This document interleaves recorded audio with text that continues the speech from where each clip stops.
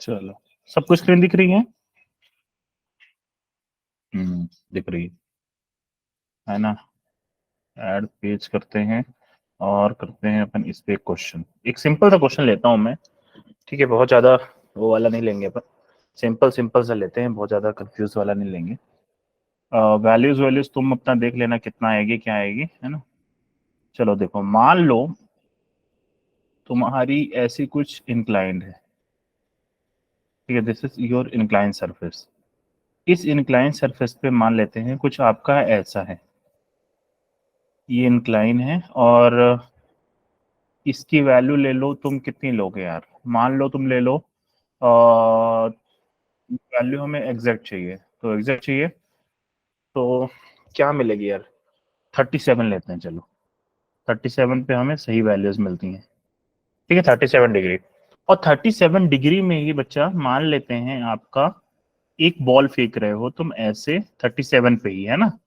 37 पे इंक्लाइन से ही 37 पे, और ये वेलोसिटी ले लो तुम कितने की, 100 की ले लो, चलो 100 मीटर पर सेकंड की। तुम्हें इसकी रेंज बताना है, टाइम पीरियड बताना है, सब कुछ कैलकुलेट करके बताना है। जल्दी से कैलकुलेट करो, इक्वेशन लगाना तुम्हें मैंने सिखा दिया था उस दिन।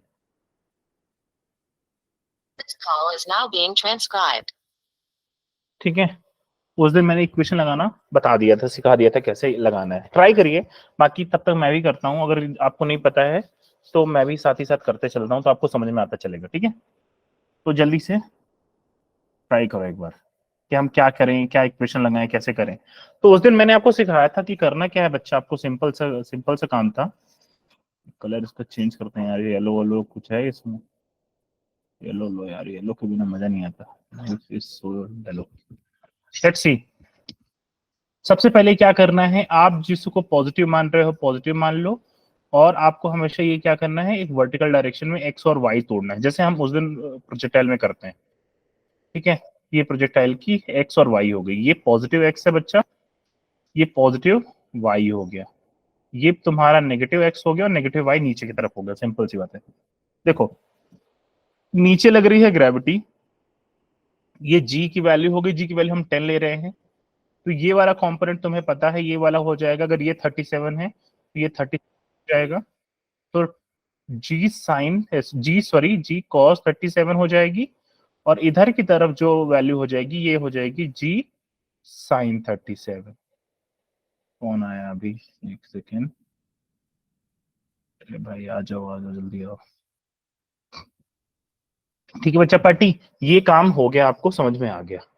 अब हमें एक अगला काम क्या करना था यार, फिर आया कोई, ठीक है? अगला काम क्या करना था, हमें इक्वेशन ऑफ मोशन लिखनी थी। ये यहां तक की कहानी सबको समझ में आ गई मेरे ख्याल से। सबको समझ में आया कि नहीं आया यहां तक? यस है ना? सिंपल काम हम करने हैं, ठीक है? आगे आगे क्या करना है, सेम कहानी, 100 को तोड़ना है, तो ये हो जाएगा तुम्हारा 100 cos 37 बच्चा, और ये y की तरफ जो हो जाएगा ये हो जाएगा 100 sin 37। sin 37 cos 37 सबको पता है ना? sin 37 और cos 37 सबको पता है कितना होता है, इसलिए यस वैल्यू सर ये होता है 3/5 और ये होता है 4/5, है ना? याद रख लेना। यस तो 4/5 की वजह से ये हो जाएगा तुम्हारी वैल्यू 80, और ये वैल्यू हो गई तुम्हारी 60। सेम कहानी, अगर जी की वैल्यू हम 10 ले लें तो ये वैल्यू हो जाएगी 8, और ये वैल्यू हो जाएगी 6। ये जो जी की वैल्यू है ये 6 हो जाएगी डाउनवर्ड। क्लियर है कहानी? यस सर यहां तक सबको क्लियर आया, समझ में आया? अब आगे देखो हम क्या करेंगे, हम वही कहानी करना है बच्चा पार्टी, हमें इक्वेशन को तोड़ना है, और एक्स और वाई के लिए इक्वेशन लिखनी है, ठीक है? एक्स एक्सिस और वाई एक्सिस के लिए। तो ध्यान से देखना, हम एक्स एक्सिस और वाई एक्सिस के लिए जब हम प्रोजेक्टाइल की इक्वेशन लिखते थे तो लिखते थे velocity in X direction equal to initial velocity in X direction plus acceleration in X direction into T.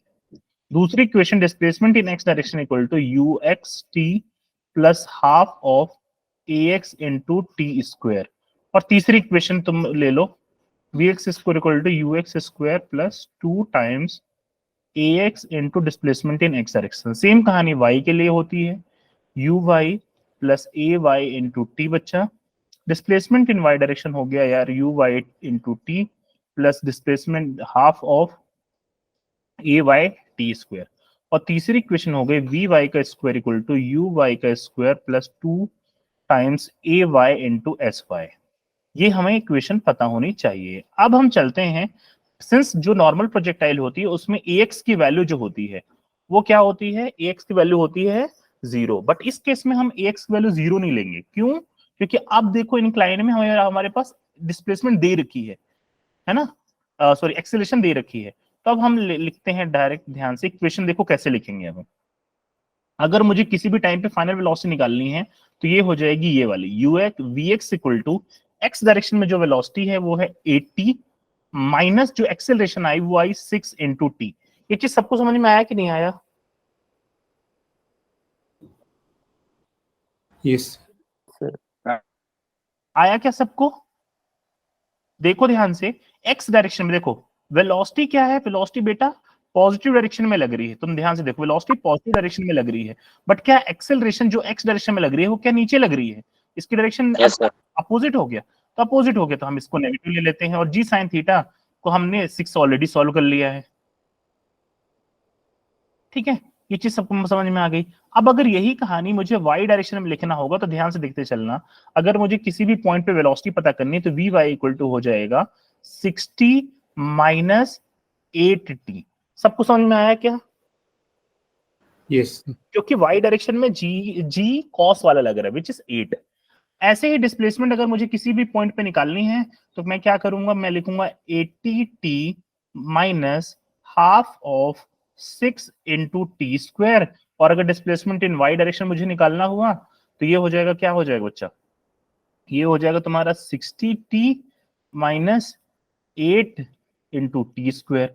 और ऐसे ही तुम्हारी तीसरी इक्वेशन काम करेगी, वी एक्स स्क्वायर को लिख लो तुम्हारा 80 का square minus twice of S X into 6, और ऐसे ही हो गया तुम्हारा V Y square equal to 60 square minus twice of S Y into तुम्हारी क्या हो जाएगा 8 हो जाएगा।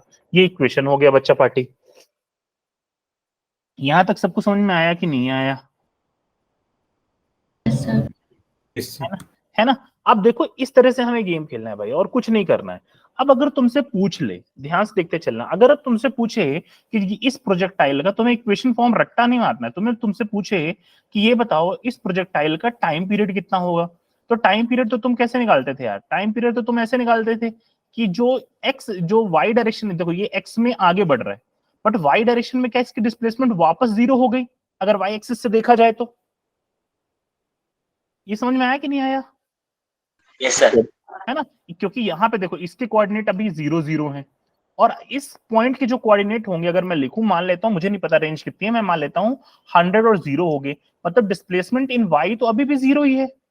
तो हम क्या करेंगे, पूरा टाइम पीरियड अगर मुझे निकालना हुआ कि बताओ इस जर्नी में टाइम पीरियड कितना आया, तो अगर मुझे टाइम पीरियड तुमसे पूछ ले बताओ टाइम पीरियड कितना है, तो क्या टाइम पीरियड निकालने के लिए मैं बोल सकता हूँ displacement in Y direction is 0। Clear है सबको? यस है ना? तो ये देखो क्या हो जाएगा 60t, और इसको सॉल्व कर लो तो ये हो जाएगा 4t स्क्वायर, 4t स्क्वायर, यहां से t कॉमन हो गया तो 60 माइनस 4t और into T equal to 0, which means कि डिस्प्लेसमेंट इन वाई डायरेक्शन है t इक्वल टू 0 पे थी, और दूसरा हो जाएगा t इक्वल टू कितना 15 सेकेंड्स पे। समझ में आया कि नहीं आया सबको टाइम पीरियड निकालना? बोलो भाई, और कौन है? Yes sir. ओके क्लियर है। अब अगर तुमसे पूछ ले, टाइम ऑफ फ्लाइट आ गया हमारे पास इससे। ये टाइम ऑफ फ्लाइट आ गया। अब अगर तुम्हें रेंज निकालना है तो रेंज तुम कैसे निकालते थे? रेंज नॉर्मल निकालने का क्या तरीका है? देखो रेंज निकालने का तुम यही करते थे कि डिस्प्लेसमेंट इन एक्स डायरेक्शन निकालते थे हमेशा, याद है? यस सर, ऐसे निकालेंगे। है ना, तो रेंज तुम एक्स निकालते थे। अब एक्स की इक्वेशन तुम्हें दे रखी है, क्या दे रखी है देखो 80t माइनस कितनी थी, half of 6 into T square, हाँ तो ये हो जाएगा 3t स्क्वायर हो जाएगा बच्चा। ये तुम्हारी रेंज आ गई देखो, और तुम्हें टी की वैल्यू तुम्हें पता है 80 इंटू 15 माइनस 3 इंटू 15 का स्क्वायर कर दो यार, जो भी वैल्यू है इसको सॉल्व कर लो तो 8 10 80, और मेरे ख्याल से हो जाएगा 1200 माइनस 200 वो कितना 225 इंटू 3, कितना होता है 200, 400, 600, 675 मेरे ख्याल से आ जाएगा, है ना। और इसको तुम सब्ट्रैक्ट कर दो तो देखो 7, 7, 5, तो मेरे ख्याल से 525 मीटर इसकी रेंज आ गई। ये चीज समझ में आई कि नहीं आई सबको? बोलो भाई। yes, अब देखो एक चीज तुम्हें बताता हूँ, ध्यान से सुनना, ये यहां तक सबको समझ में आया रेंज निकालना कैसे, एक्स डायरेक्शन में कैसे निकालते हैं। ऐसे तुम्हें मैक्सिमम हाइट निकालनी है बच्चा, मैक्सिमम हाइट निकालनी है तो तुम क्या करना, तुम final velocity in Y direction at top most point will be 0। ऐसे तो है मैक्सिमम हाइट निकालते हैं हम, याद है क्या? yes, है ना। तो ये चीजें आपको याद होनी चाहिए बच्चा, ऐसे ही हमने इसमें करते हैं और कुछ नहीं है गेम। ठीक है, तो ये मान लो तुम्हारी वैल्यू आई कितनी आई, मान लो 525 मीटर आई। ये 525 मीटर किस में आई है, इस वाले एक्सिस में आई है ना, ये चीज कंफ्यूज मत होना, इस वाले एक्सिस में आई है। और अगर तुमसे पूछे कि इंक्लाइंड के रिस्पेक्ट में पूछे, इंक्लाइंड के रिस्पेक्ट में पूछे, मान लो तुमसे ऐसे क्वेश्चन देता है, बोलता है कि ये मेरा इंक्लाइन ऐसे रखा हुआ है और ये मेरा एक्स एक्सिस है, देखो ये मेरा एक्स एक्सिस है और ये मेरा वाई एक्सिस, और तुमसे पूछे कि बताओ एक्स एक्सिस में इसके कोऑर्डिनेट क्या आएंगे। तो सिंस अभी तुमने क्या किया है, ये वाले प्लेन को एक्स माना है और इसके वर्टिकल वाले को वाई माना है, तुम्हें सिंपल सा क्या करना है, अगर इस पे 525 आ रहा है, तुम्हें ये एंगल पता है 37 पता है, तो इसके बेसिस में अगर तुम्हें ये हाइपोटेनस पता है, तो क्या तुम बेस नहीं निकाल पाओगे? ये चीज सबको कॉस समझ का में आ रही निकाल है? लेंगे। है ना।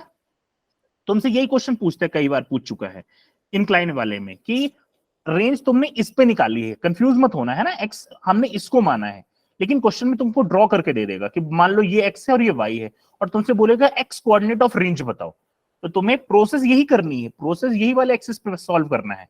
लेकिन बाद में जब तुम्हें 525 आ जाए तो तुम इसको कन्वर्ट कर लेना, कैसे, तुम्हें ये वाली वैल्यू चाहिए, ये वाली वैल्यू चाहिए, तो तुम कौन सा लगाओगे, क्या cos 37 लगा लोगे यार तुम? देखो x अपॉन 525 आ गया, देखो तो यहां से तुम्हें x का कोऑर्डिनेट आ जाएगा। ये चीज सबको समझ में आई कि नहीं आई? Yes sir. yes, है ना। इंक्लाइन में ऐसे गेम खेलना है। और अगर मान लो तुम्हें एक ऐसी क्वेश्चन में देता हूं, ध्यान से देखना, ये तो हो गया जब अपन नीचे से सॉल्व कर रहे हैं, ठीक है। एक अगर तुम जैसे इंक्लाइन में बोल रहे हो, तो इंक्लाइन में मान लो प्रॉब्लम एक ऐसी भी आती है, ऐसे दे दिया, मान लो ये भी मैं 37 ही ले रहा हूं, और इस ग्राउंड से ये वाले जो प्लेन है, इस प्लेन से एक ऑब्जेक्ट को मैं फेंक रहा हूं, मान लो ये भी 37 डिग्री बनाते हुए। सेम क्वेश्चन है 100 मीटर पर सेकेंड से। क्या ये क्वेश्चन कर पाएंगे आप लोग? यस सर, बस इसमें जो yes, हमारी ए एक्स आएगी प्लस में आएगी। बिल्कुल, एक्स जो होगी प्लस में ले लेना। इस केस में तुम क्या करना, देखो इस केस में ना तुम अपना थोड़ा सा दिमाग चालू करना और ऐसे कर लेना, मान लो तुम इसको प्लस एक्स मान लो, या कि इसको माइनस लेना है, माइनस में ले लो, कोई समस्या नहीं है। तो इसको प्लस में ले लेना, इसको माइनस एक्स में ले लेना, ये प्लस वाई हो गया, और नीचे वाला जो हो जाएगा तुम्हारा माइनस वाई होगा। एक्सेलरेशन को कन्वर्ट कर लेना, तो एक्सेलरेशन जो ए एक्स में आएगी वो प्लस में आएगी, और जो वेलोसिटी इन एक्स डायरेक्शन आएगी वो भी प्लस में आएगी। समझ में आया? चलो एक काम करो, जल्दी से क्वेश्चन तुम करके ही बता दो यार, है ना, तुम वरना तुम कंफ्यूज रहोगे, आधे लोगों को समझ में नहीं आएगा। जल्दी से कर दो, फिर अपन चलते हैं एनएलएम में, जल्दी से, जल्दी से सारे के सारे बना ही लो, फिर आगे बढ़ते हैं अपन।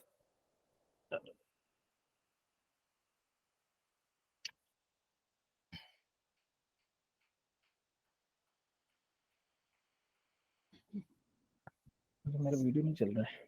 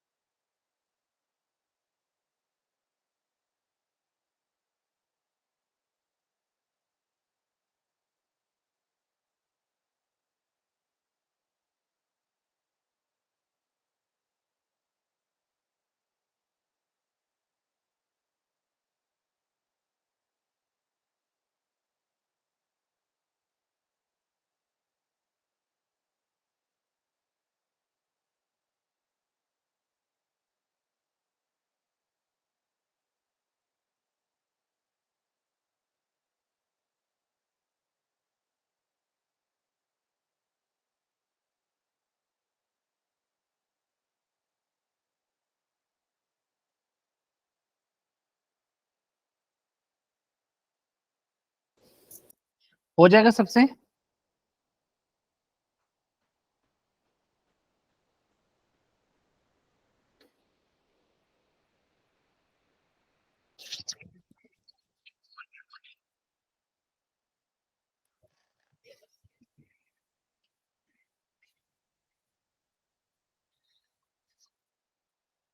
जो बच्चा पार्टी सर वैसे जी के ना, जी का जो जी का वेक्टर बनाने से कंपोनेंट्स जी के बांटने में थोड़ी सी दिक्कत हो रही है यार, जी एफबीडी तुम में। देखो, जी तुमने एनएलएम किया होगा, राइट? एनएलएम तो पढ़ा है। एनएलएम में देखो यस सर। कैसे करते थे। ये वाला जो कंपोनेंट होता था, जो प्लेन नॉर्मल के जस्ट अपोजिट होता था। सिंस देखो, अगर ये 37 डिग्री है तो ये 53 होगा, और ये वाला जो बनेगा ये 37 हो जाएगा, है ना? और जी तुम्हारा कहाँ लग रहा है? जी तुम्हारा नीचे लग रहा है, यहाँ हमेशा डाउनवर्ड ही लगता है। तो यस सर। जी का ये वाला कंपोनेंट तुम्हारा कॉस 37 होगा भाई, और ये वाला तुम्हारा जी का साइन वाला हो जाएगा, और क्या।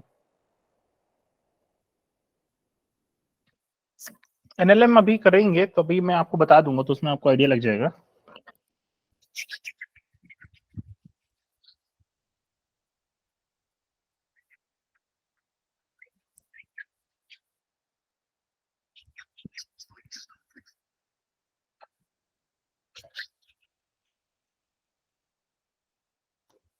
ठीक है, चलो तो इसको मैं भी करता हूँ, आप भी करो।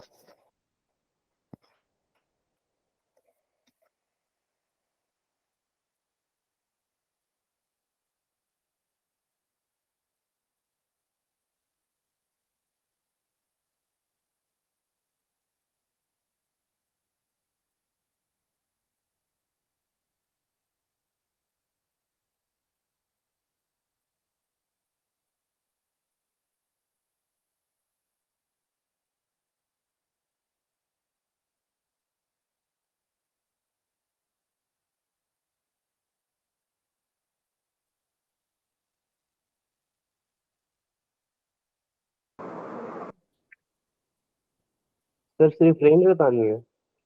रेंज, टाइम पीरियड बता दो, रेंज बता दो, मैक्सिमम हाइट बता दो, जो भी इसमें कैलकुलेशन होती है वो सब तुम कर लो। Time 15 second. सेम आ रहा है क्या? रेंज हम्म ठीक है, और रेंज 1875 मीटर। ठीक है।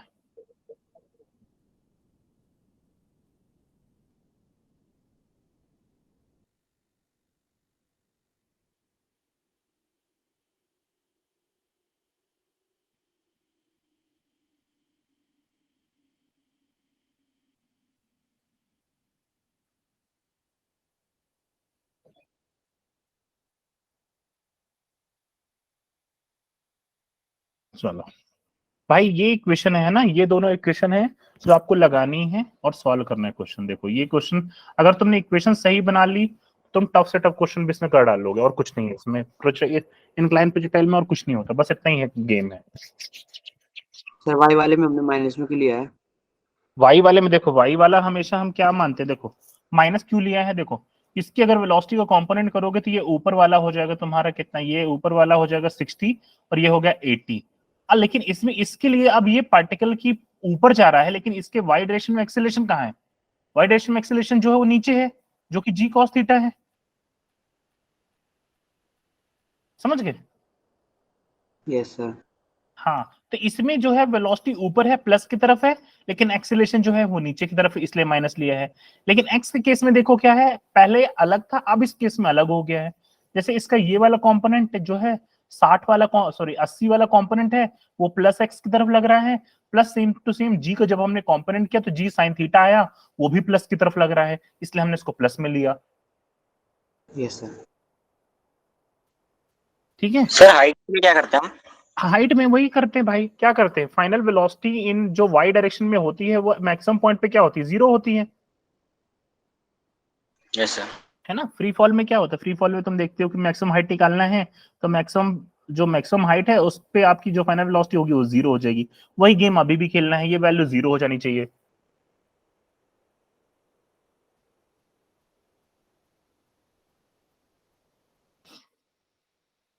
ठीक है, तो ये अब मेरे ख्याल से आप लोग इंक्लाइन के क्वेश्चन कर पाओगे, है ना, इसमें सारे कॉन्सेप्ट मैंने बता दिए हैं, you can solve this question. चलो आते हैं वापस एनएलएम पे ऊपर। ठीक है, एनएलएम थोड़ा सा प्रैक्टिस करते हैं, यहाँ पे आपको चीजें समझ में आना चालू हो जाएंगी। चलिए पहला क्वेश्चन सॉल्व करो। देखो ये आईआईटी किस ईयर का, 2012 का। इस बार मैंने क्वेश्चन भी उठा लाया और मैंने आपको, शायद आपको याद होगा, व्हाट्सएप में मैंने एक लिंक भेजा है ना, आपको वेबसाइट के लिंक भेजा था जहां से मैं क्वेश्चन लाता हूँ। ये सारे क्वेश्चन पास्ट ईयर के होते हैं। आपको भी क्या करना है, चैप्टर वाइज परेशान नहीं होना, इधर उधर मत परेशान होना, तुम कुछ मत करो, पास्ट ईयर के आईआईटी के क्वेश्चन बना के चले जाओ, मोर देन सफिशिएंट है। मैं बार बार बोल रहा हूँ, सारे कॉन्सेप्ट तुम्हारे कवर हो जाएंगे और उन्हीं कॉन्सेप्ट में से क्वेश्चन आएंगे इधर उधर से घुमा फिरा के, है ना। तो और 50 बुक लेने की जरूरत नहीं है, बस पास्ट ईयर के क्वेश्चन की प्रैक्टिस कर लो, मोर देन सफिशिएंट होता है आईआईटी क्वालिफाई करना। चलिए क्वेश्चन करते हैं पहला, जल्दी से करके बताओ क्या होगा।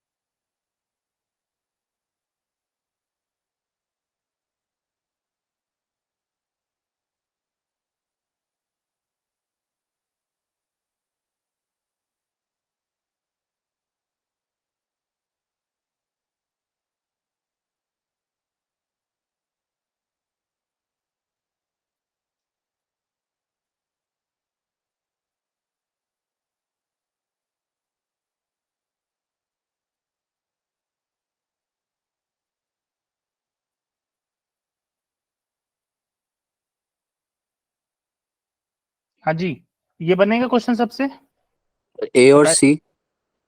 ए और C, very good. Anyone else?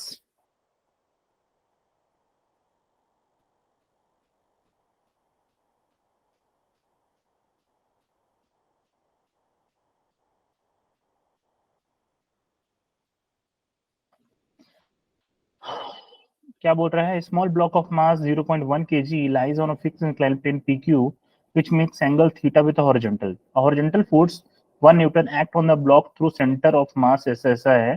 Block remain stationery if, अगर क्या कंडीशन में ये स्टेशनरी रह सकता है, तो थीटा इक्वल टू अगर 45 डिग्री हो, थीटा अगर ये हो, ये हो, ये हो, क्वेश्चन है ना, बोलो। सर ए और सी आ रहा है। सबका सही आ रहा है क्या, ए और सी बच्चा पार्टी? सारे के सारे बोलो यार, है ना। देखो मुझे लगता है 2-3 बच्चे ही बोलते हैं, बोला यस लगभग। सर आ रहा है। आ रहे क्या सबका? ठीक है, चलो सबका आना चाहिए ना सब। ओके, रोहित बोल रहे हैं आ रहा है, पृथ्वी बोल रहे हैं आ रहा है, और भी बच्चे बोल रहे हैं आ रहा है, तो ठीक है, ये चीजें तुम कर लोगे, है ना। कोई, फिर अपन आगे चलते हैं, अगर तुम्हें ये आ गया है तो फिर आगे चलते हैं ना। सबको आ गया ना भाई? ठीक है, तुम अगर हाँ नहीं बोलोगे तो फिर अपन आगे आगे बढ़ते रहेंगे, है ना। उन क्वेश्चन में टाइम वेस्ट करने की जरूरत नहीं है जो आप कर सकते हो। चलिए क्वेश्चन नंबर, ये वाला देखते हैं, इसको 2 ले लेते हैं, मान लो क्वेश्चन नंबर 2 लिख देता हूं मैं, बताओ इसका आंसर।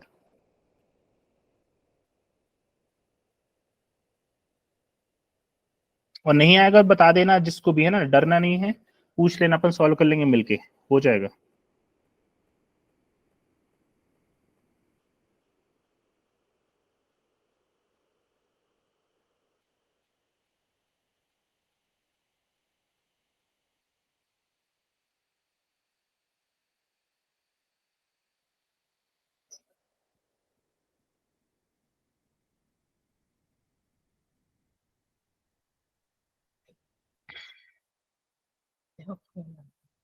जीरो 0.98।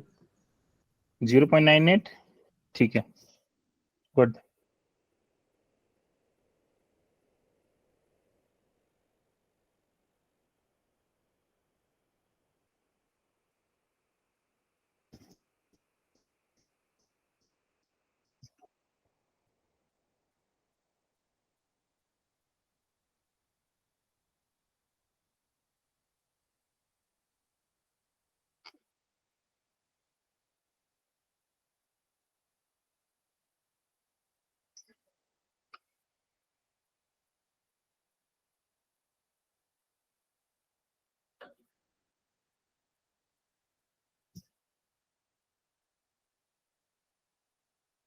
सर 0.49। नहीं 0.98 आंसर है यार इसका।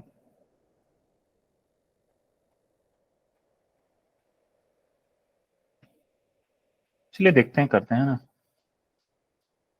क्या small block of mass 0.1 held against a wall. Okay, wall वाला क्वेश्चन है ये तुम्हारी दीवार हो गया।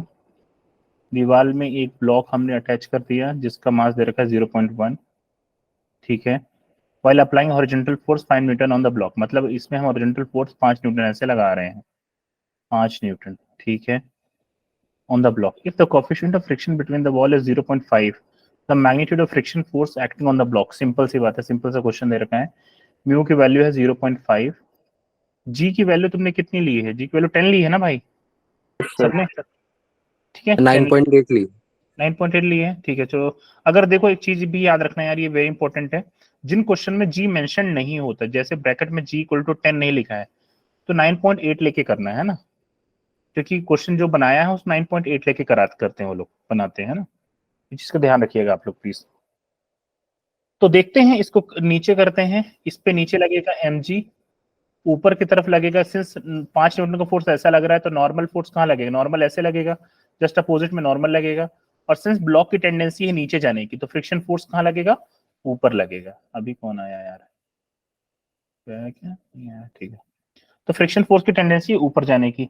अब देखो, अगर ये ब्लॉक किसमें है, क्या बोल रहा है, this the block is held against the wall, इतना इतना है।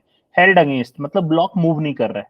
अगर ब्लॉक मूव नहीं कर रहा है तो net force acting on the block is 0। तो इसलिए हम बोल सकते हैं कि अगर ये एक्स डायरेक्शन है और ये ऊपर वाई डायरेक्शन है, तो net force on X equal to 0 बच्चा पार्टी। ये हो जाएगा 5 माइनस N equal to 0, which means normal की वैल्यू 5 न्यूटन। ठीक है, ये डायरेक्टली बोल सकते हो। फ्रिक्शन फोर्स सिंपल सा है यार। फ्रिक्शन फोर्स कितना, एक ये तरीका ना होता है, दूसरा होता है mg वाला, mg तरीके से निकालने का। क्योंकि अगर ये नीचे नहीं जा रहा है तो ये डाउनवर्ड वाले फोर्स भी बैलेंस कर रहा होगा। तो आप इसको बोल सकते हो F Y equal to 0, which means friction force minus mg की वैल्यू 0 बराबर होनी चाहिए, क्योंकि ये नीचे नहीं जा रहा है। तो फ्रिक्शन फोर्स की वैल्यू mg के बराबर आनी चाहिए। तो ये वैल्यू देखो कितनी हो गई, m की वैल्यू 0.1 और ये हो गया 9.8। तो आंसर होना चाहिए 0.98 बच्चा पार्टी। अरे यार ये क्यों हो गया नीचे? ये आ गया 0.98। कंफ्यूज मत होना, ये वाला मत करके बैठ जाना, mu equal to F equal to 0.5 into normal लेते बैठ जाओ, फिर वहां पे कंफ्यूज हो जाओ। ये सबको समझ में आया कि नहीं आया? सर सर इसमें 5 न्यूटन का जो फोर्स लगा रहे थे हॉरिजॉन्टल, उसका कोई काम नहीं। वो सिर्फ उसको एक्स डायरेक्शन में वो कर रहा था, उसको बैलेंस कर रहा था। ठीक है, एक्स डायरेक्शन में उसका डिस्प्लेसमेंट ना हो, उस डायरेक्शन में उसको बैलेंस कर रहा था। बेसिक गेम यहाँ पे इसका क्या था, वाई डायरेक्शन में है। सिंस यहाँ पे देखो नॉर्मल क्या कर रहा है, यहाँ पे एक्चुअल में ये जो वाला है mg है, mg इसको डिस्प्लेस कर सकता है, और फ्रिक्शन हमेशा इसका अगेंस्ट में लगता है। तो हमें मतलब नहीं है, हम सिर्फ क्या करेंगे, रेजोल्यूट करेंगे एक्स डायरेक्शन और वाई डायरेक्शन में। तो वाई डायरेक्शन में mg है जो उसको ब्लॉक को लेके चल देगा, तो हम mg को बैलेंस करेंगे। ठीक है, इसीलिए तो भाई ये क्वेश्चन अलग है। ठीक है, चलो करते हैं अगला क्वेश्चन। ये क्वेश्चन अपन कर चुके हैं क्या? चलो ये क्वेश्चन थोड़ा सा बढ़िया है, ये ट्राई करो यार। अभी रिसेंट में आया है, 2021 में आया हुआ पेपर है। ट्राई करें सबके सब प्लीज। ये सेंटर ऑफ मास वाला कॉन्सेप्ट है, बट देखते हैं अगर तुम्हें याद होगा तो।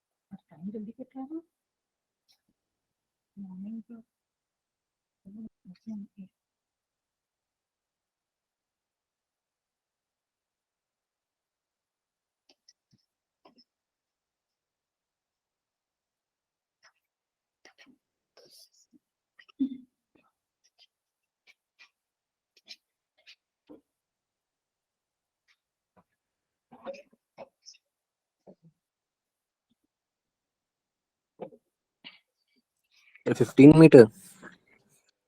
एक सेकंड देखता हूँ यार आंसर क्या है इसका।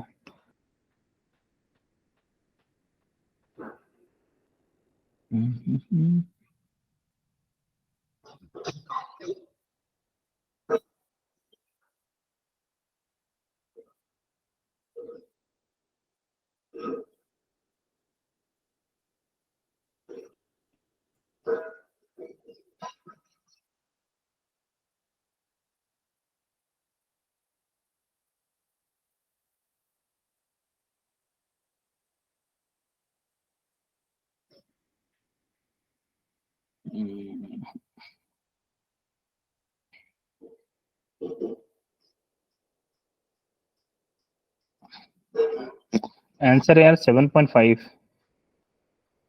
देखते हैं 7.5 क्यों है। अच्छा 7.5 ही 5 5 into 2 10 minus 2.5 7.5 होगा। 7.5 दिखा रहा है।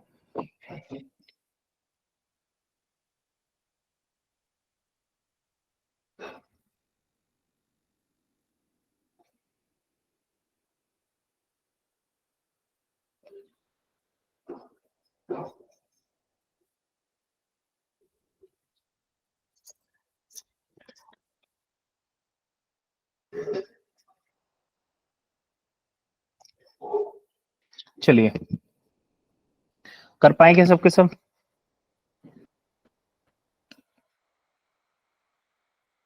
No sir. चलो कोई बात नहीं, करते हैं। बहुत सिंपल सा क्वेश्चन है यार, ठीक है, बहुत टफ नहीं था, कॉन्सेप्ट बहुत सिंपल सिंपल है। देखो ये प्रोजेक्टाइल है, प्रोजेक्टाइल के टॉप मोस्ट पॉइंट पे, जब ये टॉप मोस्ट पॉइंट पे पहुंचा तो ये दो फ्रेगमेंट में टूट गया। मान लो इसका मास m था और ये दो टुकड़ों में टूटा।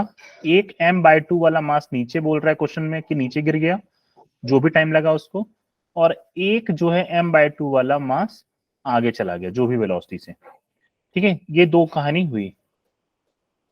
अगर यहाँ पे वेलोसिटी दे रखी, इनिशियल वेलोसिटी दे रखी 5√2 दे रखी है और ये एंगल दे रखा है 45, तो आपको पता है एक्स डायरेक्शन में ये 5 हो जाएगा और ये वाई डायरेक्शन में 5 हो जाएगा।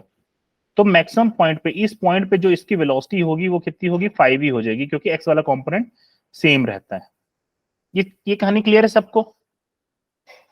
देखो यहां तक सबको समझ में आया यस सर। है ना? यहाँ तक तो कुछ समझाने वाला था ही, जो क्वेश्चन में था उसी को मैंने डायग्राम में ड्रॉ किया है। आगे की कहानी समझो, देखो ध्यान से। आगे की कहानी क्या है, इस पॉइंट पे सब कुछ ब्रेक हो रहा है। अब इस पॉइंट पे अगर बच्चा ब्रेक हो रहा है तो देखो इनिशियली जो पार्टिकल मूव कर रहा था इसका मास था m और इसकी वेलोसिटी थी 5। लेकिन जब ये टूटा, आफ्टर, ऐसा समझ लो आफ्टर ब्रेकिंग के बाद क्या हुआ, एक पार्टिकल x डायरेक्शन में गया m/2 मास का, और एक पार्टिकल जो है तुम्हारा नीचे गिर गया m/2 मास का, ये y डायरेक्शन में गया।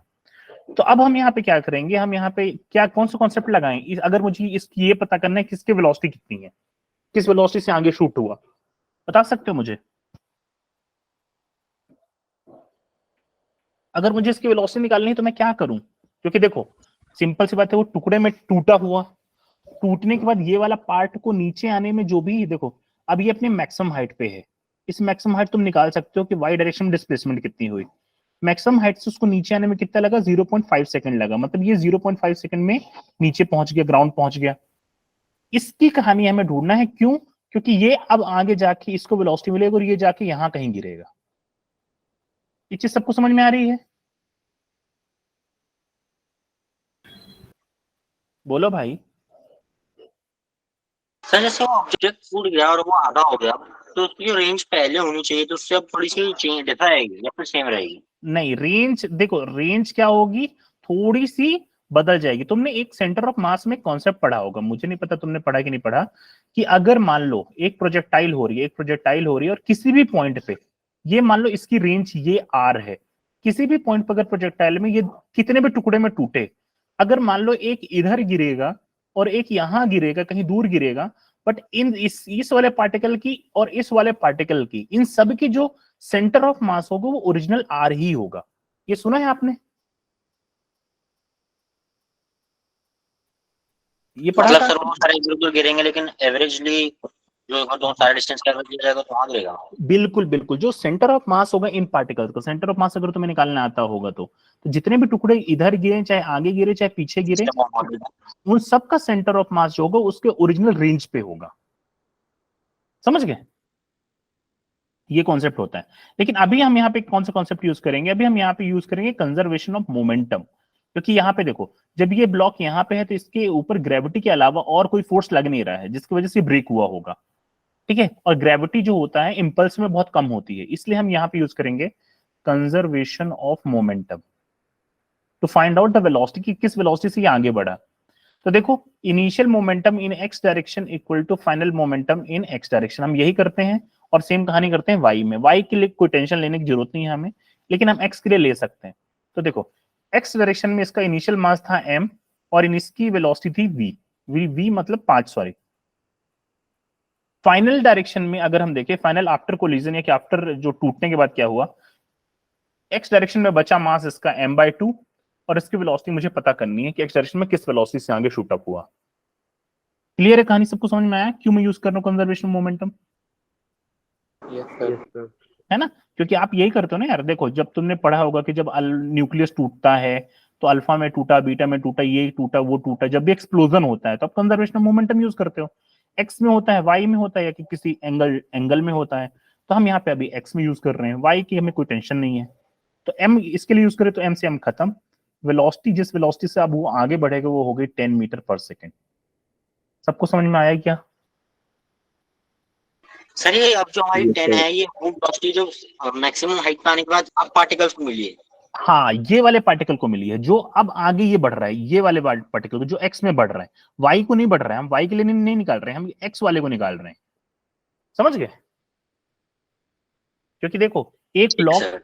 एक मास था m का, अब ये जब ये टूटा तो आपसे क्वेश्चन बोल रहा है कि एक x में जा रहा है और एक नीचे गिर रहा है। हम x वाले की चर्चा कर रहे हैं क्योंकि y वाला आपसे पूछा ही नहीं है। अगर देखा जाए तो y वाला तो बोल दिया कि इतने टाइम में गिर गया, तो तुम टाइम दे रखा है, तुम्हें मैक्सिमम हाइट है, तुम निकाल भी सकते हो कि किस वेलोसिटी से गिरा होगा, कि फ्री फॉल हो रहा होगा। समझ गए? क्योंकि तुमको टाइम है ना, वो तुम निकाल सकते हो। अब हमें देखो, ये क्या हो गया, हमें ये पता चल गया 10 मीटर पर सेकंड से। आपसे बोला है कि बताओ ये कितना दूर गिरेगा, इसकी मैक्सिमम हाइट कितनी आएगी, जल्दी बताओ। इस प्रोजेक्टाइल की 1.25 1. कितना आ रही है भाई? बोलो यार, तुम लोग शर्मा। 1.25 मीटर 1.25 मीटर आ रही है? सबकी आ रही है कि नहीं आ रही?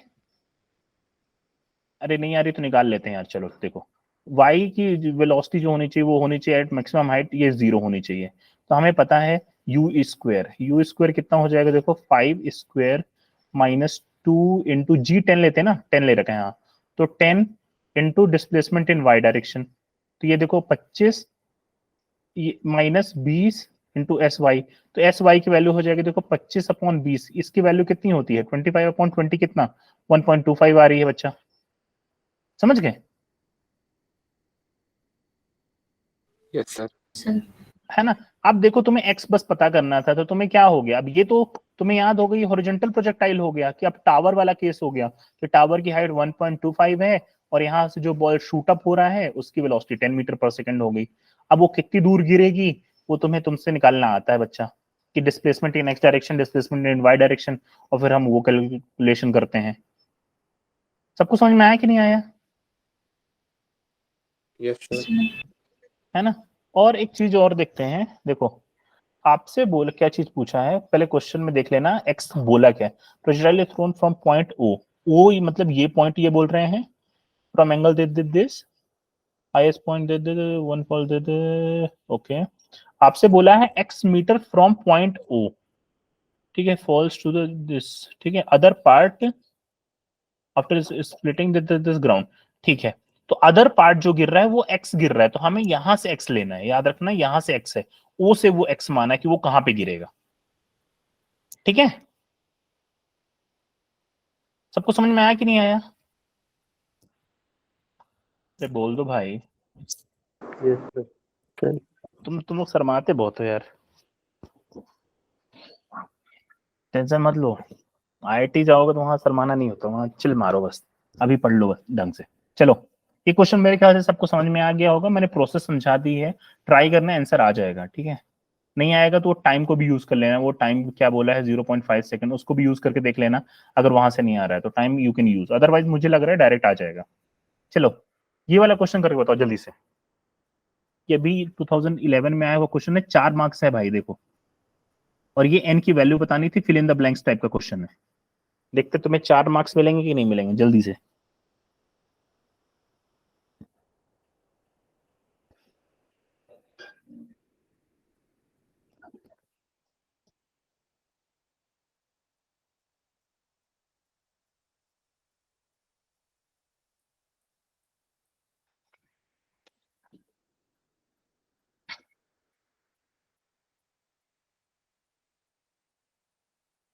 तो n इक्वल टू 10 म्यू मतलब म्यू की वैल्यू ही एक मिनट यार, क्या पूछा है देखने दो।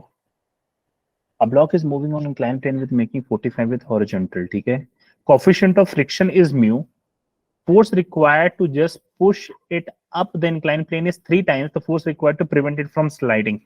If we define n equal to 10 mu, तो n की वैल्यू बतानी है कितनी होगी। mu तुम्हारा कोफिशिएंट ऑफ फ्रिक्शन है। बेसिकली n म्यू पूछा है ना। हाँ, ओके तो n की वैल्यू बताना है म्यू के टर्म्स में कितनी आएगी, वो वाली सर चीज। Force just required to prevent मतलब फ्रिक्शन ना। हाँ, फ्रिक्शन जरूरी नहीं है भाई, फ्रिक्शन ही बस थोड़ी होता है, देखो फ्रिक्शन लग भी रहा है तो तुम्हें क्या पता यार, एंगल ऑफ रिपोज भी गेम खेलता है ना यहाँ पे। देखो ये ऐसा हो गया, ये मान लो तुम्हारा 45 डिग्री हो रहा है, अब मान लो भले फ्रिक्शन है, जरूरी थोड़ी कि फ्रिक्शन ही प्रिवेंट कर लेगा, ठीक है, फ्रिक्शन तो एक्ट करेगा नो डाउट अपोजिट में, बट अगर ये मूव करने लगा तो हमें एक फोर्स देना पड़ रहा है, वो फोर्स की बात कर रहा है कि ये जो फोर्स है विच दिस इज, इस फोर्स की ये चर्चा कर रहा है, समझ गए। अब ये तुम्हें चेक करना पड़ेगा कि क्या ब्लॉक मूव करेगा कि नहीं मूव करेगा, कितने डिग्री पे मूव करेगा, सब कुछ देखना पड़ेगा तुम्हें।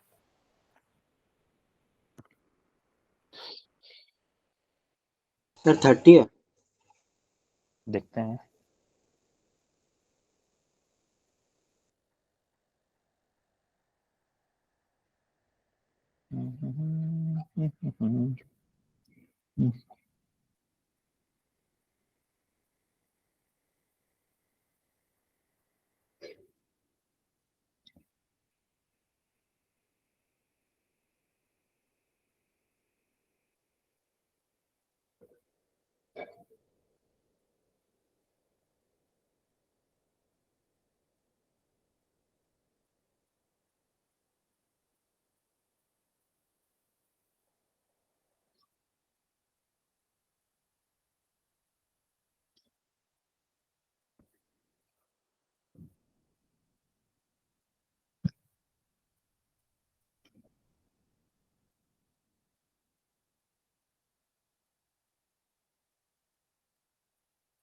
the force required to just push it up in a inclined plane is 3 times the force required to just prevent it from sliding down.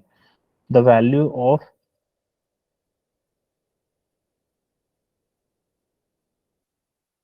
Sir 5 आ रहे हैं n at n 5 आ रहे हैं।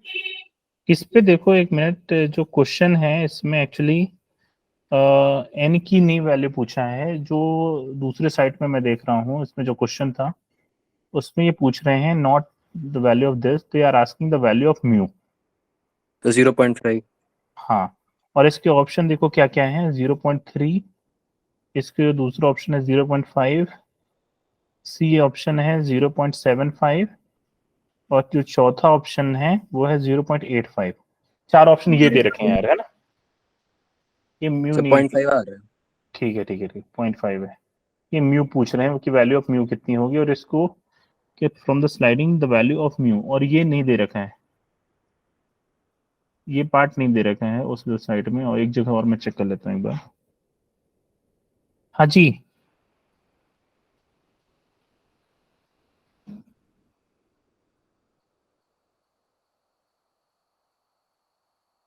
और दूसरी वेबसाइट में यार दे रखा है वही सेम रिलेशन, मेरे ख्याल से इसमें एन की वैल्यू पूछा, तो एक में तुम म्यू की वैल्यू बता दो और दूसरी साइट में बोल रहा है तुम्हें एन की वैल्यू बताना है अगर सेम रिलेशन है तो। और इसके ऑप्शन में लिख देता हूँ 2, 3, 4 और 5 दोनों की वैल्यू निकाल लो, एक काम करो, एन की भी निकाल लो और म्यू की भी निकाल लो।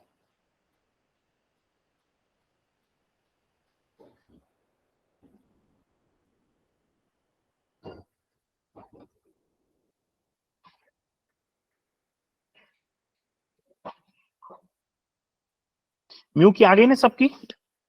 0.3 0.3 की 0.5? 0.5 0.3 0.5 है, वेरी गुड, 0.5 आंसर है ना, देख लेना, 0.3 नहीं, 0.3 है तो गलत है, देख लेना। और अगर ये 0.3 है, म्यू की वैल्यू आ जाए तो म्यू इंटू 10 कर दो तो नॉर्मल की वैल्यू 5 आ जाएगी, है ना।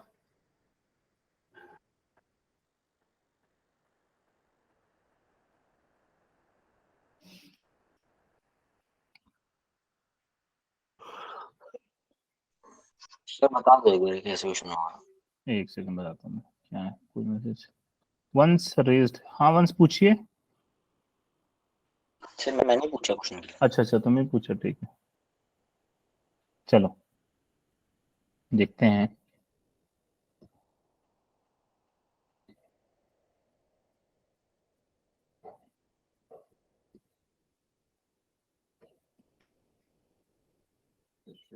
देखो क्वेश्चन क्या बोल रहा है, block is moving on inclined plane making angle 45 degree, ये हो गया तुम्हारा बच्चा 45 डिग्री। हॉरिजॉन्टल कोएफिशिएंट म्यू दे रखा है, force required to just push it up, मतलब ऊपर भेजने के लिए जो है push it up the inclined plane is 3 times the force required to just prevent it from sliding. तो मतलब अगर देखा जाए तो देखो ब्लॉक है, अगर ये ब्लॉक, पहले हम देखते हैं स्लाइडिंग के केस में क्या होगा। स्लाइडिंग के केस में अगर मान लो कोई फोर्स नहीं लग रहा है तो इसका एक फ्रिक्शन लगेगा इधर की तरफ, ये फ्रिक्शन हो गया, और इधर की तरफ लग गया तुम्हारा mg का कौन सा कंपोनेंट, साइन वाला कंपोनेंट मेरे ख्याल से, है ना। मास दे रखा है क्या? नहीं दे रखा है, कोई बात नहीं, तो ये वैल्यू हो जाएगी, ठीक है। अब देखो सिंस ये फोर्स पता नहीं ये बराबर है कि नहीं है, तो हम ये मान रहे हैं कि प्रिवेंट फ्रॉम स्लाइडिंग, तो एक फोर्स हमें ऐसा लगाना पड़ेगा, ये वाला फोर्स, समझ में आया? ठीक है, Yes, sir. क्योंकि स्लाइड ना कर जाए, और अगर स्लाइड करेगा तो mg की वजह से करेगा, और mg की वजह से क्या होगा, फ्रिक्शन अपोजिट लगेगा, और उसी स्लाइडिंग को रोकने के लिए हमें प्रिवेंट करने के लिए नीचे से एक फोर्स लगाना पड़ेगा। तो यहाँ पे ये वैल्यू देखो हो जाएगी F plus friction equal to mg sine जो भी 45 डिग्री होगी, तो इसको मैं इधर ले लेता हूं, तो F की वैल्यू हो गई तुम्हारा mg साइन 45 माइनस F, बाद में F को नॉर्मल के टर्म में कर लेना। फिर देखो दूसरा क्या बोल रहा है, force required to just push it up, ठीक है, जो पुश हमें करना है इस 3 टाइम्स, ये 3 टाइम है। अब देखो जब तुम इसको ऊपर की तरफ भेजोगे तब देखो क्या होगा, अगर आप ऊपर की तरफ भेज रहे हो तो क्या ब्लॉक में फ्रिक्शन नीचे लगेगा, ये समझ में आया कि नहीं आया? Yes, sir. सर ये जो mg sin थीटा है हमारा, ये तो नेगेटिव आएगा, मतलब हमारा फोर्स ऊपर लग रहा है, फ्रिक्शन ऊपर लग रही है, mg sin थीटा को नेगेटिव लेना पड़ेगा। हाँ तो नेगेटिव ले लिया ना भाई, देखो फोर्स इक्वेशन लिख तो दी, देखो ऊपर की तरफ क्या लग रहा है, फ्रिक्शन लग रहा है, और ये लग रहा है, चाहे तुम नेगेटिव लो पॉजिटिव लो, इक्वेशन देखो तुम यहाँ वाला देखो, force plus friction equal to mg sin theta, ये माइनस में था, इक्वल टू 0, इसीलिए मैंने इसको इधर ला लिया तो इक्वल हो गया, ठीक है सर। है ना। अब देखो दूसरे केस में क्या होगा, दूसरे केस में अगर हम इसको ऊपर भेज रहे हैं तो फ्रिक्शन नीचे लगेगा, और mg sin थीटा तो अभी भी नीचे लग रहा होगा, mg sin 45, एंड ये वाला फोर्स हो गया, मान लो F2 ले लेते हैं, इसको F1 लेते हैं, इसको F2 लेते हैं, तो अब F2 इक्वल टू हो गया बच्चा तुम्हारा फ्रिक्शन प्लस mg sin 45। अब तुमसे बोला है कि ये वाला जो फोर्स है ये 3 टाइम्स है, F2 equal to 3 times of F1, समझ गए? और बाद में इक्वेशन तुम सॉल्व कर लो, और क्या करना है भाई, यही तो है मेरे ख्याल से, mg sine 45 equal to mg, यही करना है ना भाई सबको, है ना? Yes, sir. अब इस इक्वेशन को तुम्हें बैलेंस करना है और सॉर्ट आउट करना है, और बाद में तुम्हें क्या करना है, यहां से म्यू की वैल्यू आ जाएगी, क्योंकि फ्रिक्शन फोर्स इक्वल टू तुम्हें पता है म्यू टाइम्स नॉर्मल होता है, और कुछ नहीं करना। यही दो इक्वेशन बनानी थी और इनको इक्वेट करना था भाई। ठीक है, कर लोगे ना इसको? ठीक है, 3 टाइम्स से मल्टीप्लाई कर देना, तो ये वैल्यू देखो कितनी हो जाएगी, F2 सॉरी ये value F plus mg sine 45 equal to 3 times, तो ये हो जाएगा 3 mg sine 45 minus 3 times friction, ये इधर चला गया तो 4 times friction equal to 2 times mg sine 45। इसको सॉल्व कर लो तो ये F की वैल्यू आ गई 1/2 mg साइन 45, और तुम्हें फ्रिक्शन पता है क्या होता है, फ्रिक्शन होता है म्यू इंटू नॉर्मल, तो म्यू इंटू नॉर्मल हो जाएगा तुम्हारा क्या, mg cos 45 equal to 1/2 mg sine 45 बच्चा, mg से mg खत्म, और तो म्यू की वैल्यू कितनी आ गई तुम्हारी, म्यू की वैल्यू हो जाएगी sine upon cos which is 1/2 which is nothing but 0.5 Newton, 0.5। समझ गए कि नहीं समझे? बोलो भाई। उज्जवल, क्या नाम तुम्हारा, समझ में आया कि नहीं आया? Yes, sir. चलो, एक क्वेश्चन ये सिंपल सा है, ये वाला क्वेश्चन आप लोग कर लोगे, इसको मैं भी थोड़ा सा आपको क्वेश्चन आपको ये करना है, ठीक है, इसको थोड़ा सा टाइम भी लगेगा, इसलिए मैं भी नहीं करवा रहा हूँ। अभी ये वाला क्वेश्चन करते हैं, इसमें थोड़ा सा एक नया कॉन्सेप्ट है, वो चीज मैं पढ़ाना चाह रहा हूँ, इसलिए मैं सोच रहा हूँ तुमने वर्टिकल सर्कल पढ़ा है कि नहीं पढ़ा है, अगर नहीं पढ़ा है तो उसके कॉन्सेप्ट आप यहाँ पे यूज होंगे, तो that we will try to understand, उसको मैं सोच रहा हूँ पहले ये क्वेश्चन करवाता हूँ। चलो ये क्वेश्चन पढ़ो एक बार और करके बताओ।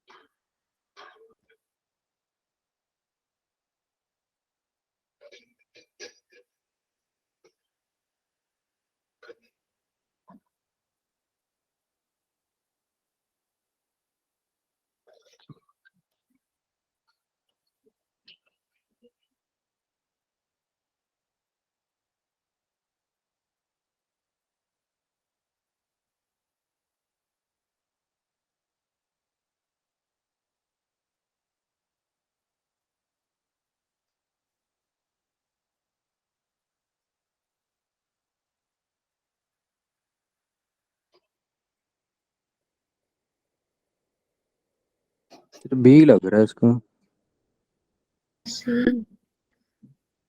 बोलो क्या कॉन्सेप्ट है, इसका कॉन्सेप्ट पता है आप लोग को? सर क्वेश्चन ही समझ में नहीं आया। ये सही है, पर तुम छोड़ के आगे बढ़ जाना भाई। ठीक है, जो समझ में नहीं आया तो आगे बढ़ लेना है। देखो क्वेश्चन क्या है, क्या होगा, ऑप्शन पहले देख लो, ऑप्शन देख लो यार, ऑप्शन तो देख लो पहले तुम चारों, इसको छोटा करूं क्या मैं थोड़ा सा, हाँ छोटा हो सकता है। अब देखो ऑप्शन सारे देख लो यार ना, फिर बोलो ए पे कितने लोग हैं, बी कितने लोग हैं, सी कितने हैं, डी कितने।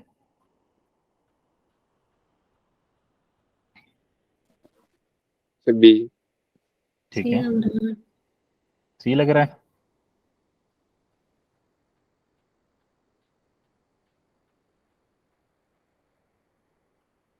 सर सर्कुलर मोशन में तो बॉडी पे या तो अंदर फोर्स अंदर फोर्स और बाहर फोर्स जो बैलेंस होता है ना, वायर पे भी कोई फोर्स लगता है सर?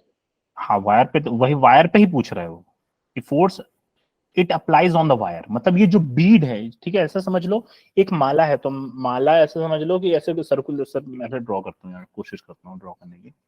देखो ये तुम्हारे यहाँ से लेके यहाँ तक एक ऐसा वायर है, और इस वायर में ऐसा बीड है, ठीक है, ऐसा बीड कुछ ऐसा समझ लो यार, ऐसा है, और ये ऐसा है, ऐसा जो रहता है ना, ऐसा इसके बीच में तुम थोड़ा सा होल कर दो तो इसके ऊपर स्लाइड हो रहा है एक्चुअल में, अगर देखा जाए तो। समझ गए? ये बड़ा सा बीड है, इसके बीच में होल हमने कर दिया है और उस होल में ये स्लाइड हो रहा होगा। बात समझ में आई? अब इसके लिए ना यार, इसके लिए कॉन्सेप्ट तुम्हें वर्टिकल सर्कुलर मोशन पढ़ा है तुमने?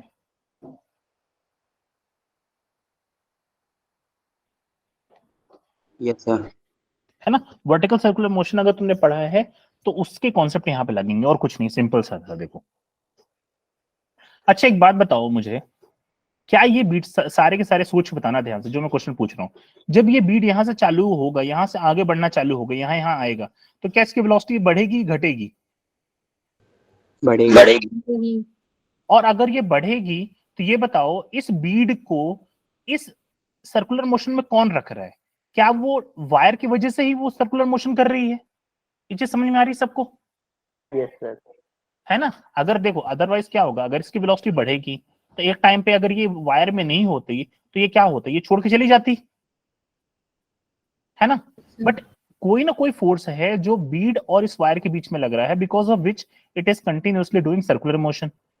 ये कहानी समझ में आ रही है? तो डाउनवर्ड है ना, इसकी वेलोसिटी डाउनवर्ड बढ़ रही है, वर्टिकल थोड़ा बढ़ रही है।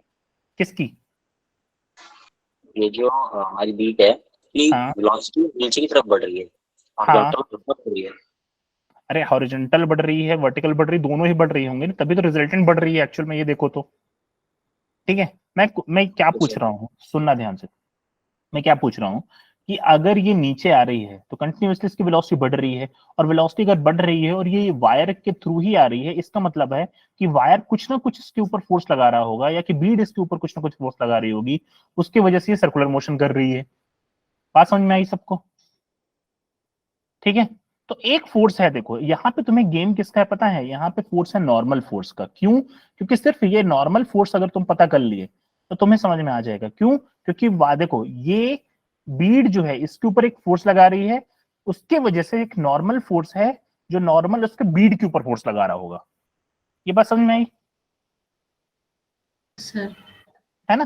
तो अब हम पता करने की कोशिश करते हैं भाई नॉर्मल कैसे गेम खेल रहा होगा। ठीक है, normal we will try to find out what is how the force is acting. अब देखो ध्यान से, इसको हम ड्रॉ करते हैं किसी एंगल पे ऐसे।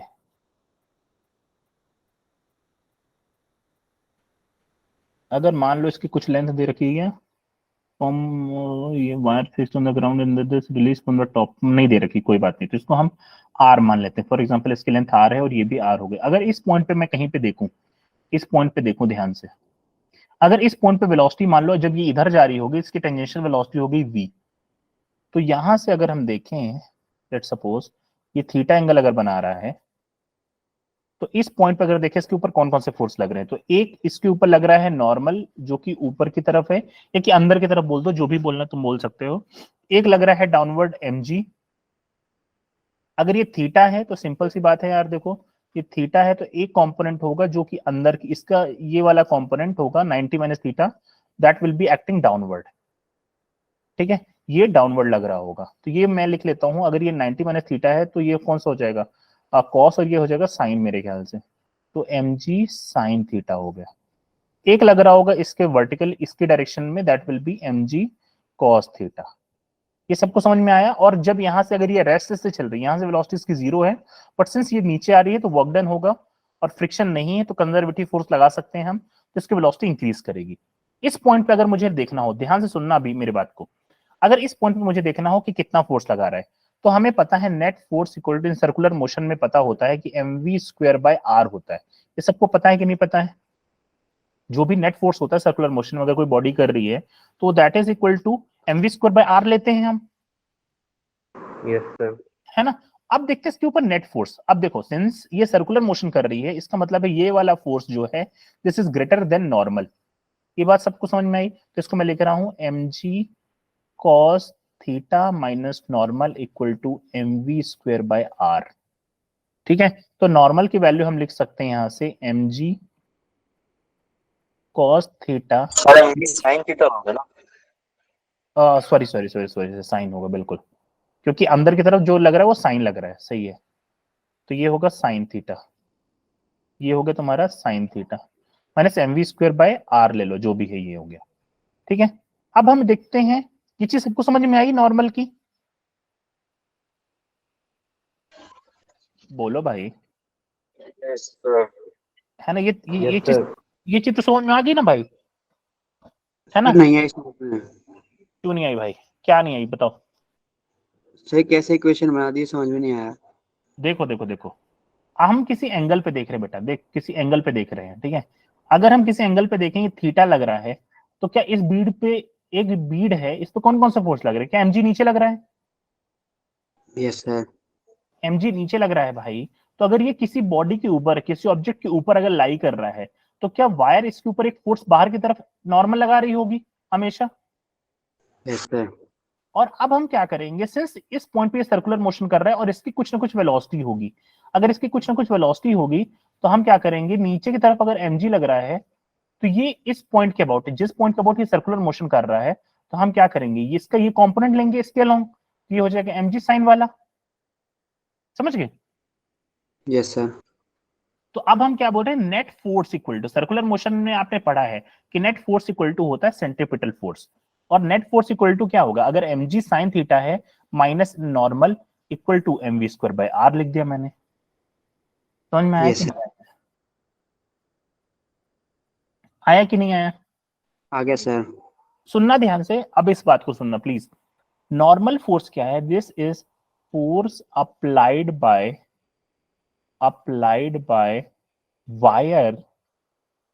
वायर ऑन बीड है। ये बात सबको समझ में आती है? नॉर्मल क्या होता है, जो दूसरी बॉडी उस पहले वाली बॉडी पे लगाती है, बट हमें क्या पता करना है, हमें जस्ट अपोजिट पता करना है इसका। ये चीज सबको समझ में आई? अरे बोलो भाई। Yes, sir.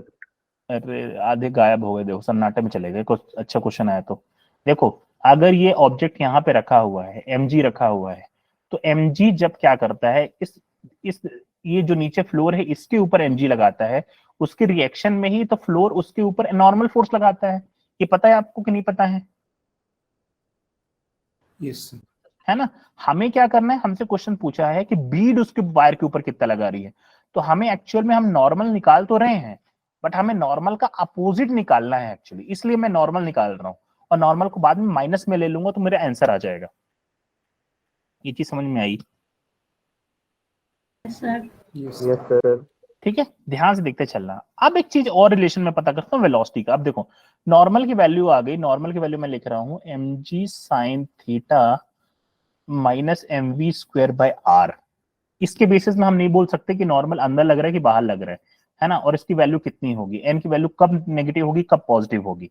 तो अब हम क्या करते हैं, वेलोसिटी ढूंढते हैं थोड़ा सा। ठीक है, वेलोसिटी के ऊपर चर्चा करते हैं। अगर वेलोसिटी हमें मिल जाए तो हमें कुछ ज्ञान मिल जाएगा। देखना ध्यान से, मैं यहाँ पे क्या कर रहा हूँ, वर्क एनर्जी थ्योरम लगा रहा हूँ। ध्यान से देखते चलना, एकदम गायब मत होना। इस पॉइंट और इनिशियल पॉइंट के बीच में वर्क एनर्जी थ्योरम लगा रहा हूँ, या कि कंजर्वेशन ऑफ एनर्जी लगा रहा हूँ।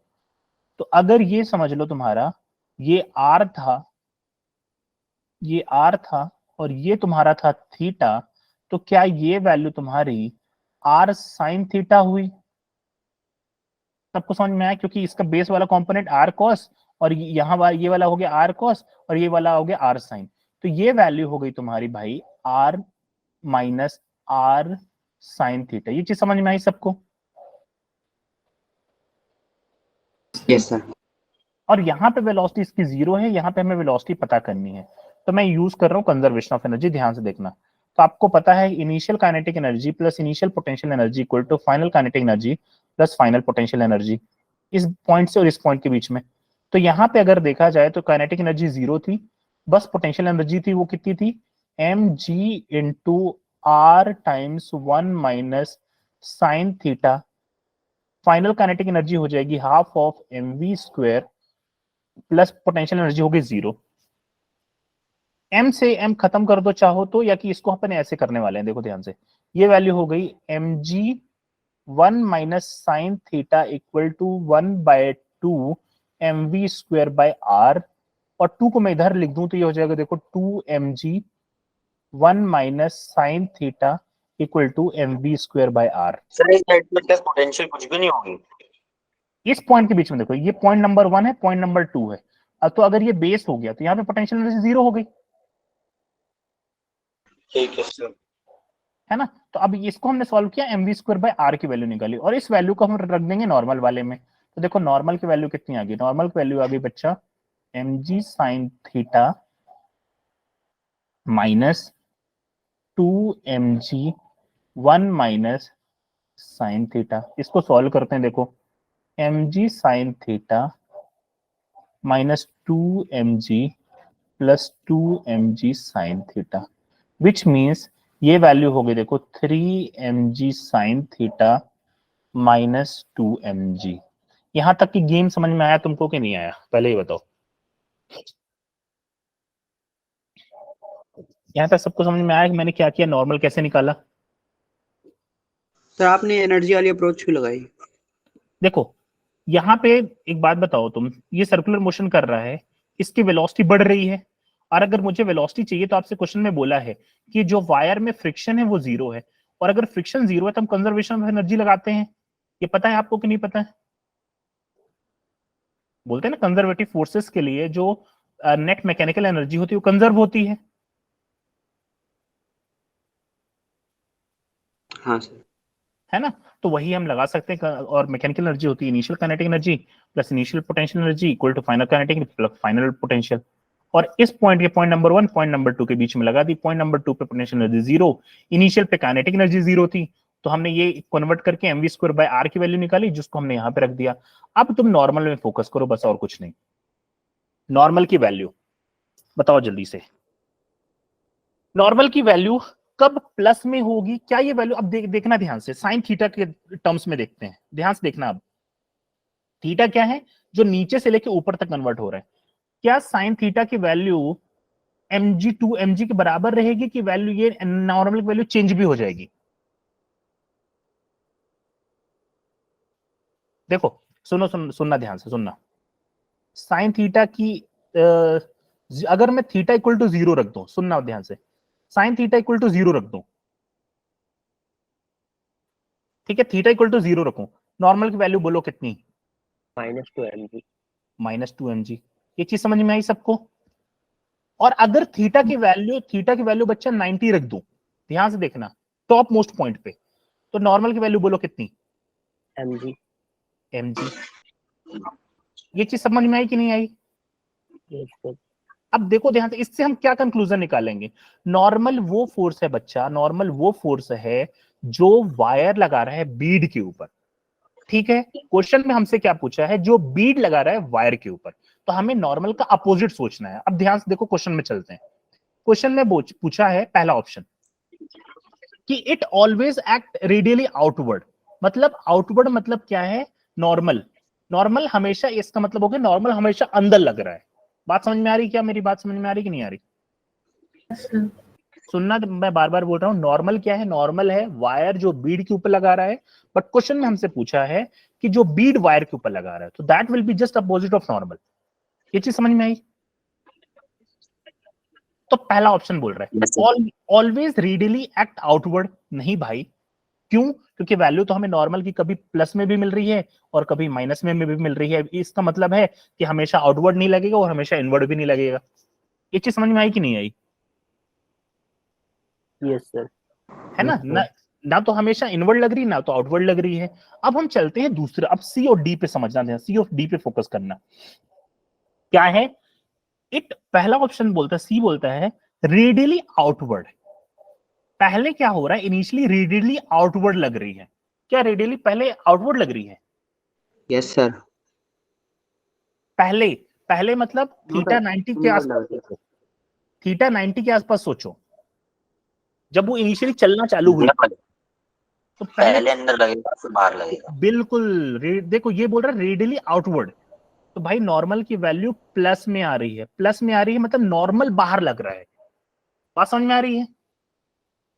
नॉर्मल बाहर लग रहा है, नॉर्मल बाहर लग रहा है, हमें अंदर सोच, नॉर्मल का अपोजिट सोचना है। तो क्या ये वैल्यू नीचे होनी चाहिए, नेगेटिव में होनी चाहिए थी? समझ गए? अगर ये ऑप्शन सही होता तो समझ गए? तो इसलिए याद रख लेना, ये रेडियली आउटवर्ड नहीं लग रही बच्चा, ये पहले रेडियली इनवर्ड लग रही है।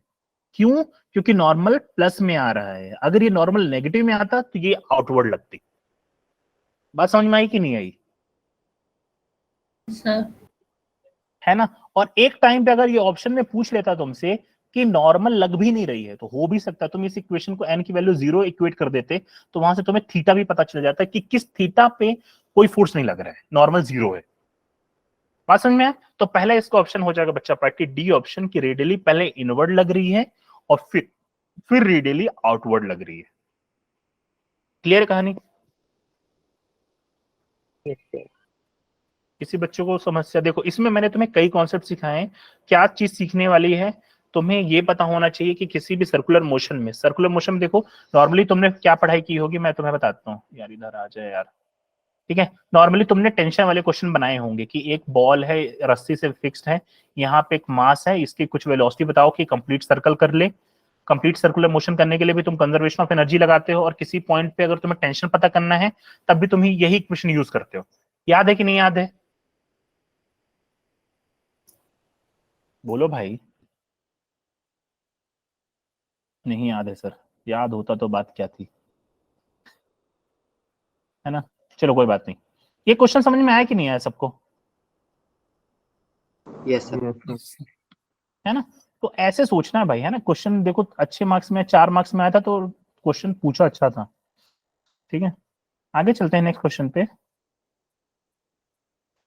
ये भी एक सर्कुलर मोशन से ही क्वेश्चन है, सर्कुलर, इसको करके बताओ जल्दी से।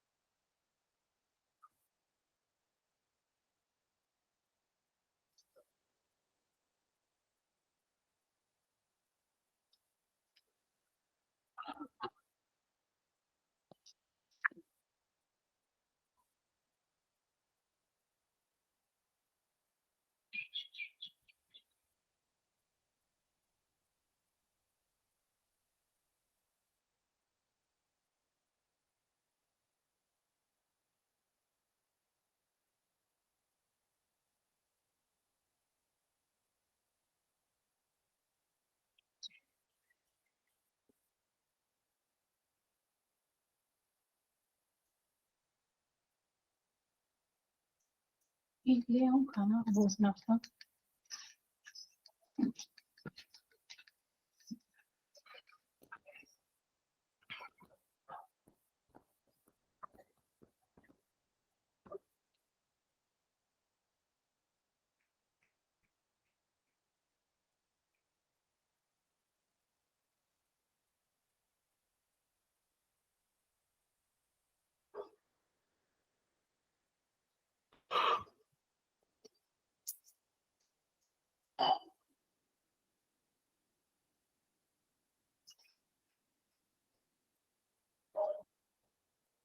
हाँ जी बच्चा पार्टी, हो जाएगा?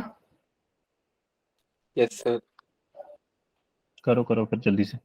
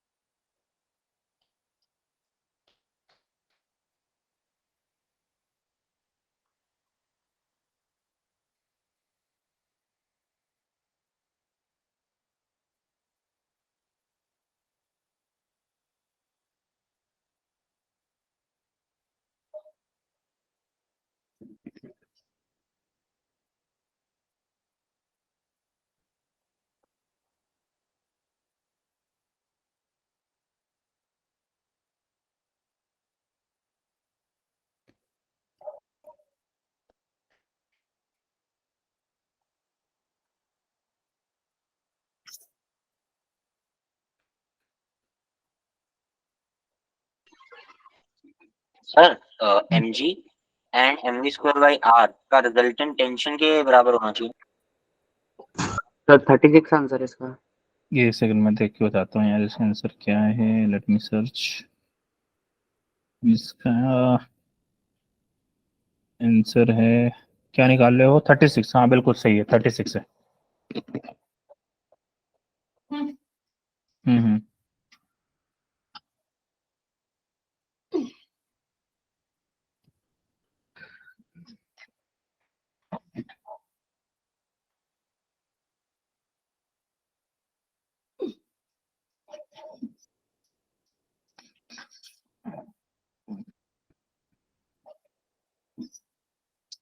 कितना टाइम लगेगा और?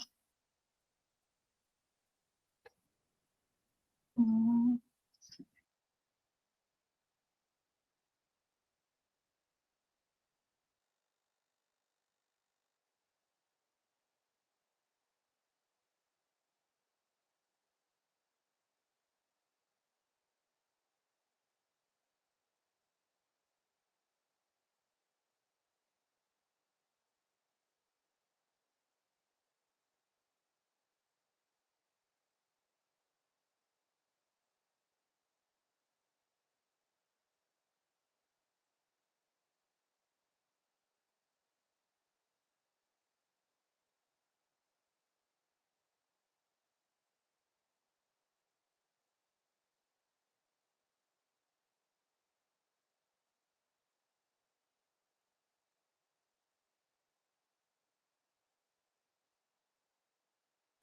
बताओ भाई कैसे करेंगे?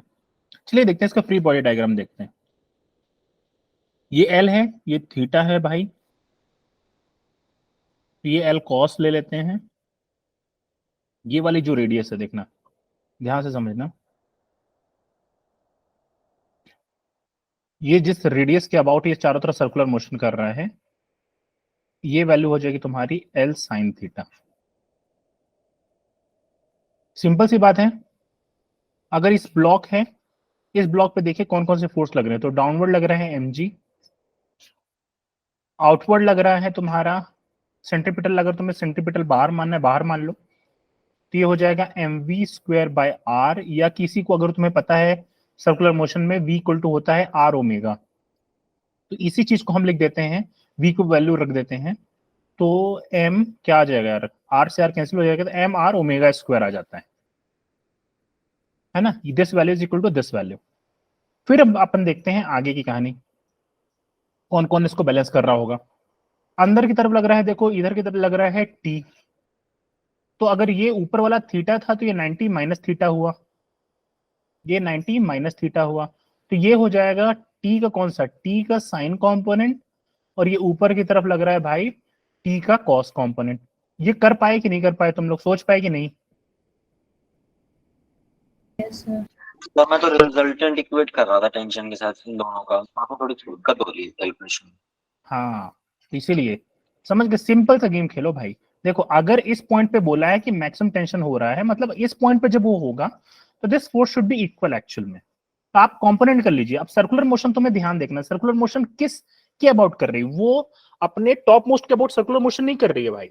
वो सर्कुलर मोशन ऐसे हो रहा है, ऐसा हो रहा है, मतलब उसका जो सर्कल बन रहा है वो डाउनवर्ड वाला बन रहा है, और उसकी रेडियस जो होगी वो कुछ नहीं बल्कि एल साइन थीटा वाली होगी। ये चीज समझ में आई? अब फोर्स इक्वल कर देते हैं जल्दी से। तो देखो अंदर की तरफ लग रहा है टी साइन थीटा, तो T sine theta should be balance.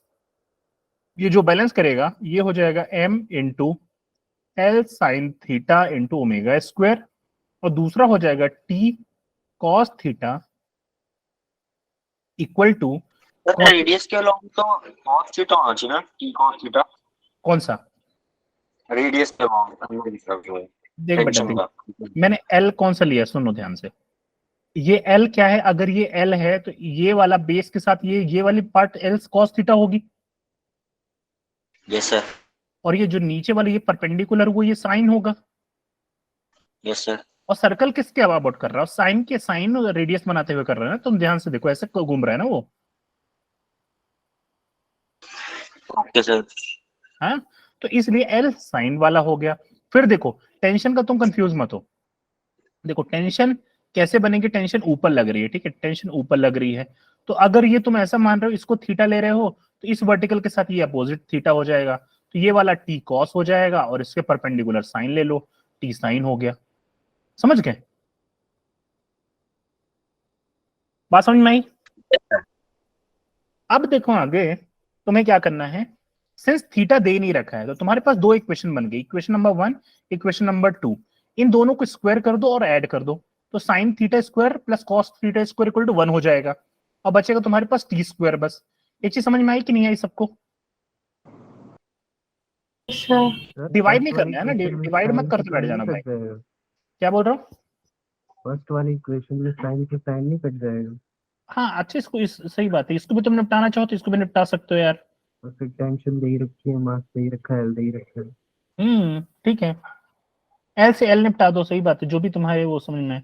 L से एल, इस साइन से साइन निपटा दो। मास दे रखा तुम्हें, लेंथ दे रखी है क्या? लेंथ भी दे रखी है, और तुम्हें टेंशन भी दे रखी है, तो पहले क्वेश्चन से गेम हो गया यार, दूसरे में हमें जाने की जरूरत भी नहीं पड़ी। ठीक है, ये भी सही है। तो देखो टी इक्वल टू हो गया M L omega square, tension दे रखी कितना 324, मास दे रखा है 0.5, लेंथ दे रखा है 0.5 इंटू ओमेगा स्क्वायर, तो ओमेगा स्क्वायर इक्वल टू हो जाएगा तुम्हारा 324 डिवाइडेड बाय 0.5 इंटू 0.5 का स्क्वायर, और हमें लेना है इसका रूट। 324 किसका रूट होता है? 18 का होता है शायद, राइट? तो 18 अपॉन 0.5 हो गया देखो, तो ये वैल्यू हो जाएगी 36 रेडियन पर सेकेंड। सिंपल, समझ में आया सबको? Yes sir. ठीक है, चलो, तो इसके ऊपर इस आज के स्लाइड में मैंने बहुत सारे क्वेश्चन भी लाया हुआ हूँ, इसमें बहुत सारे डाल दिए हैं मैंने, अभी 6-7 अपन ने क्वेश्चन कराए, इसमें बहुत सारे क्वेश्चन मैं लेके आया हूँ। ये क्वेश्चन आपको ट्राई करने हैं, है ना, फिर आपको बताना है कि कौन सा नहीं बना। इसके सॉल्यूशन जो मैंने आपको वेबसाइट भेजी उस पे है, नहीं बनेगा तो then we will discuss in next class. ठीक है, you can ask me that question also. Clear है कहानी? सबको समझ में आया थोड़ा थोड़ा? सर है ना?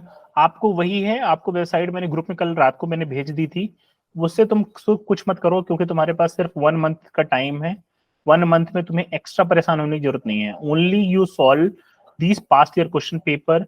और खासकर मैं तुम्हें बार बार बोल रहा हूँ, ये पास्ट ईयर के जेई एडवांस के क्वेश्चन कर लो, और जेई मेंस के क्वेश्चन तुम्हें ट्राई करने हैं। जेई मेंस के जो क्वेश्चन थे वो भी आईआईटी एडवांस लेवल के ही होते थे पहले। कब के करने जेई मेंस वाले?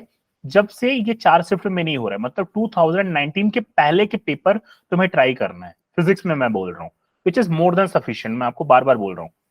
तो जेई मेंस के 2019 के पहले के क्वेश्चन ट्राई कर लेना, क्योंकि तुमने अभी ये रिसेंट वाले बनाए होंगे, और आईआईटी एडवांस के सारे क्वेश्चन ट्राई करना है chapter wise, which is more than sufficient. सारे कॉन्सेप्ट क्लियर हो जाएंगे, और आपको आईआईटी एडवांस में यही सब मिला के ही कॉन्सेप्ट क्वेश्चन पूछेगा। ठीक है? Yes sir. है ना? तो बस अपने आप को कम से कम पढ़ो, बट वो सारे कॉन्सेप्ट एक बार कवर कर लो, तुम्हारा देखना अच्छा मार्क्स स्कोर कर लोगे आप लोग। और बहुत जल्द अपन एसएचएम क्लास में सोच रहा हूँ, संडे को तुम्हारा एग्जाम है क्या? Yes sir. Yes sir. Sunday को मैं सोच रहा था कि संडे को 1-2 घंटे में और एक्स्ट्रा लेके तुम्हारा एसएचएम कंप्लीट कराता, बट लेट्स सी, इसको करेंगे अपन। ठीक है, तो मैं आपको ये क्वेश्चन, बोलो भाई बोलो। Okay sir. ठीक है, ये क्वेश्चन अभी